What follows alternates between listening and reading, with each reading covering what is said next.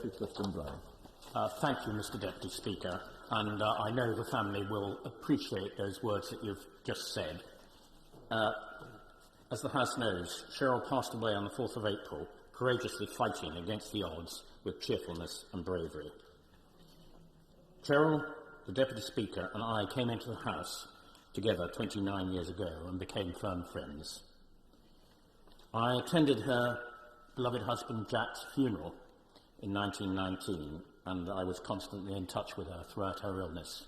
So it is with enormous sadness that I am privileged to pay tribute to such a special person. After several jobs in the Conservative opposition years, she was appointed Secretary of State for Wales and was much respected for singing the Welsh national anthem in the Welsh language. After leaving the Cabinet, as you said, Mr Speaker, she stepped up her opposition to HS2.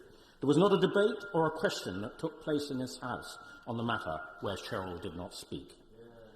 After the House changed the rules, on the 19th of January this year, Cheryl was able to make her final speech, fittingly on consideration of Lord's amendments to the High-Speed Rail West Midlands to Crewe Bill.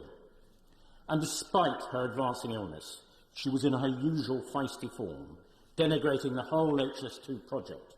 And I know this opportunity meant a huge amount to her, and thanks to you, Mr Speaker, for allowing the House to change the rules.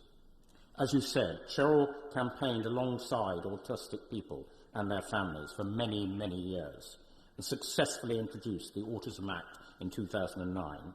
She was also a champion for people with epilepsy, raising the profile of the condition throughout her parliamentary work. She rejoined the Public Accounts Committee after the 2019 election, and many a permanent secretary feared the force of Cheryl's direct and well-informed questions. But it was working with Cheryl on the 1922 executive, so ably chaired by my friend, the member for Altrincham and Sale, that I observed her real qualities. Her bright mind always enabled her to calmly put things into perspective and provide quiet, sensible and sound advice. She had a real sense of caring for people, particularly when they were in difficult or sad circumstances, and she would always be there, offering them words of comfort.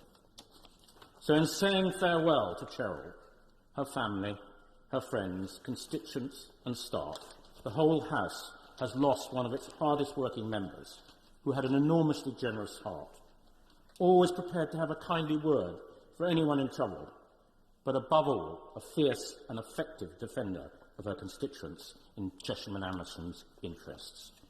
Mr Speaker, people like Cheryl who enter politics for the very best of reasons are rare indeed, and she will be sorely missed.